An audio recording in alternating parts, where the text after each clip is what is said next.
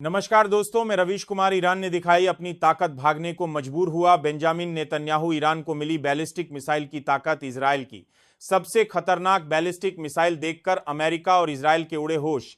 अब की बार इतनी पावरफुल मिसाइल की ताकत, इजराइल की सबसे खतरनाक बैलिस्टिक मिसाइल देखकर अमेरिका और लेकर आया। ईरान के देखकर हर कोई हैरान।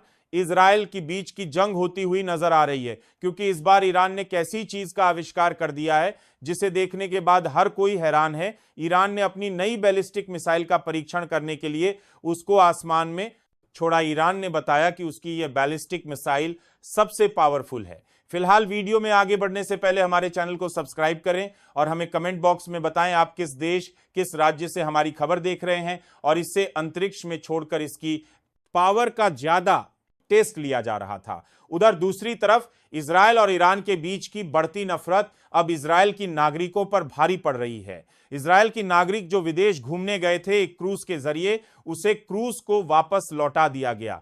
लोगों ने इसका विरोध करते हुए कहा कि हम सरकार का विरोध करते हैं, बेंजामिन नेतन्याहू की। लेकिन ये लोग जो जश्न मना रहे हैं, ये लोग भूल गए हैं कि गज्जा में कत्लेआम हो रहा है और हम इन लोगों को जश्न मनाने नहीं देंगे। उधर दूसरी तरफ बेंजामिन नेतन्याहू और ईरान के अयातुल्लाह अली के बीच में जंग जैसे आसार बनते चले जा रहे हैं। गाजा के लोगों की मदद करने के लिए ईरान अपने आप को जंग में झांक सकता है, क्योंकि ईरान को पता है कि उसको इजराइल को अगर खत्म करना है तो एक जंग और लड़ने ही पड़ेगी। जिन मासूम लोगों की जान जा रही है, चाहे वो हॉस्पिटल हो, स्कूल हो या फिर वो जगह जहां पर लोग खाना खाने जाते हैं, वहां पर बम बरसा दिए जाते हैं इजराइल द्वारा, और इसी में कई मासूम लोगों की जान भी चली जाती है या मां के होती तो बदला ले ही रहे हैं। और उनका बदला देखकर ईरान ने भी फिर से एक बार जंग का मन बना लिया है। बीते दिन यमन के होती ने इजराइल पर ताबड़तोड़ हमले किए, जिसका अंजाम यह हुआ कि इजराइल देखता रह गया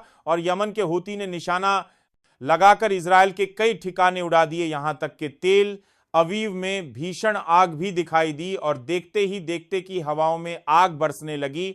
उधर दूसरी तरफ सायरन बजाते रहे इजराइल के लोग, इधर उधर होते रहे, डर का माहौल था। अपनी जान बचाने के लिए लोगों ने बकरों का सहारा लिया। इजराइल जानता है कि यमन के होती उससे बदला लेने के लिए अरब देशों से भी उलझना को तैयार है। यमन की होती का साफ कहना है कि अगर इंसानियत को बचाना है और जिन मासूम लोगों का खून बहाया जा रहा है उन लोगों को बचाने के लिए हम इजराइल से हर तरीके की जंग लड़ने को तैयार है।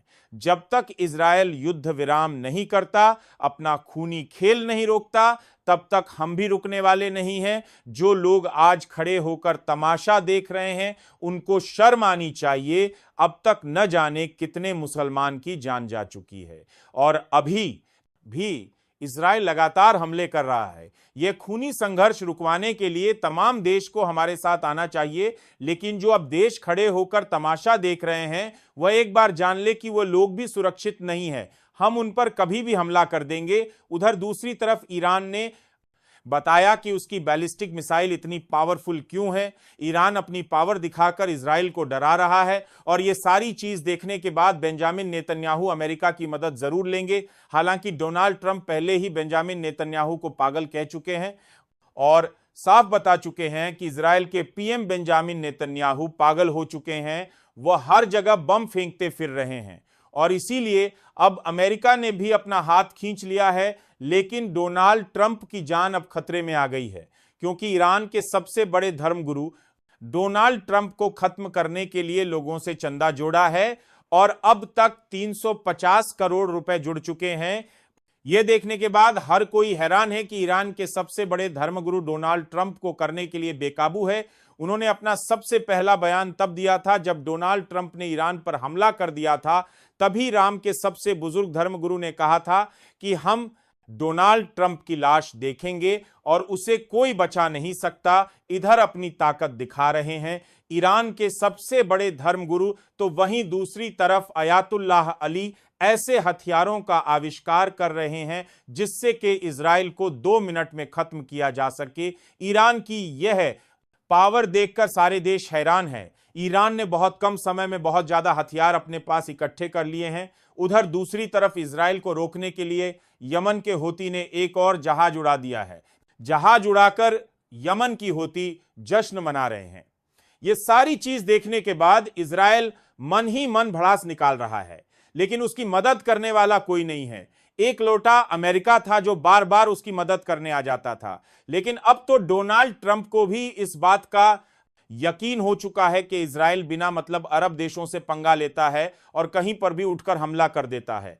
ये सारी चीज देखने के बाद सबको ये लगने लगा है कि डोनाल्ड ट्रंप का दिमाग अब सही चल रहा है और इजराइल को अब सही पहचाना है। उधर दूसरी तरफ बेंजामिन नेतन्याहू ईरान की मिसाइल और परमाणु ठिकानों को नष्ट करने की सोच रहा है, क्योंकि वह जानता है कि अगर ऐसा नहीं किया तो उसके लिए सबसे बड़ी मुसीबत खड़ी हो जाएगी।